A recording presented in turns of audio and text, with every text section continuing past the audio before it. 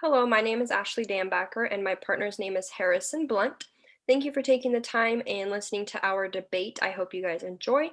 I will be debating that child molester punishment should stay the same, and my partner Harrison will be debating that child molester punishment should be more harsh. There are facts on how you'll be punished according to Wallen and Clorish. I believe that's how you say it. It is a crime to annoy or molest a child under the age of 18. You could be charged as a misdemeanor or as a felony, and I think those two are very hard already. A misdemeanor usually are sentenced to 364 days in a county jail and a $5,000 fine. Just depends on which way your judge wants to go.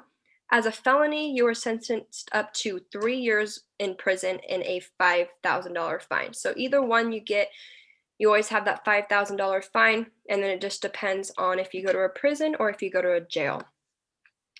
There are different punishments if you have already been in trouble before that, and according to Wallen and Clorish. If you already have a felony, your punishments could be up to 6 years in prison, and same as the fines up to 5,000. As most people know, once you get in trouble by being a child molester, you usually don't get out of it. In California, the court can require you to register as a sex offender as of California Penal Code Section 290. You could have prison time and or probation if you become a child molester. The reasons why you have to register as a sex offender and how it can mess up your life, according to VIX Media. If they make you register to be a sex offender, it could be hard for you to find jobs in the future when they do a background check. So if you want to be good and get a good job, they're going to ask for a background check, and it could not allow you to get the job that you would want.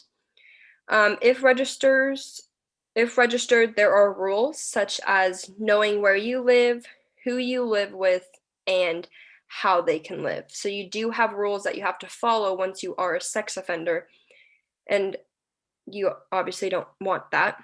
You also might have to carry around a sex offender card. So the court might say that you have to have this card with you at all times, just in case you go into a public and they need to know if you're a sex offender or not if you're around all these kids.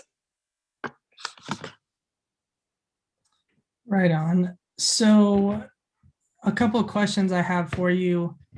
How easy is it to get those cards? Does the court just give them to you after you file as a sex offender, or do you have to fill out some paperwork or something? So you will just have to fill out some paperwork such as like your name, your address, all the stuff that's going to be on the card, just in case you do, like for an example, go out of state and you're around a lot of kids.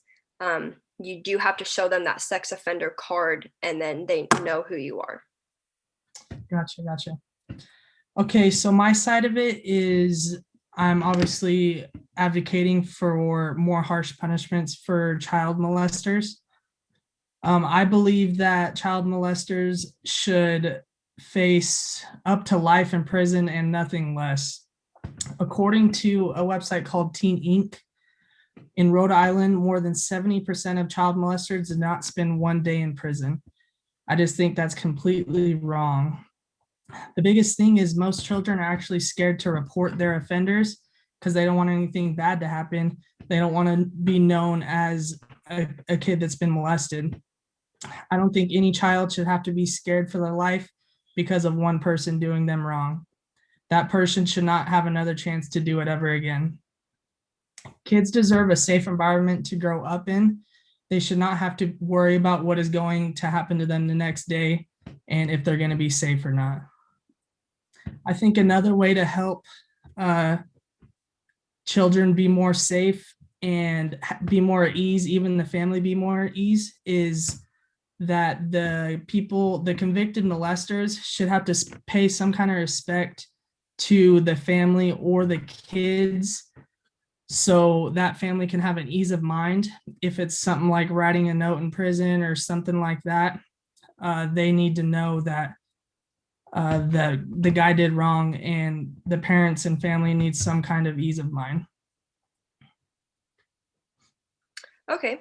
I do have a question. So you would think that the child molester should write a note to the child, or do you think they should write it to the parent and the parent should say, okay, I can read this to my child? I believe they should send it to the parent, and then the parent should have the authority or give the chance to let the child know maybe when they get a little older. Um, but I think they should just send the parent the note, because the parents probably need a lot of the reassurance, and then once the kid gets older, depending on how old they are, they can tell them. Okay. Um, I think I do believe what you're also coming from. I just believe they should be punished. I don't believe they should be punished more because they're already getting in so much trouble. Like I was saying, they might be have to register as a sex offender, and that could be with them their whole life, and they would have to go through a lot of problems to get jobs and go places where they live, for an example, like I said. So I think they're already getting punished enough. Okay, yeah, my biggest conclusion is I think you just have to think about how it affects the children.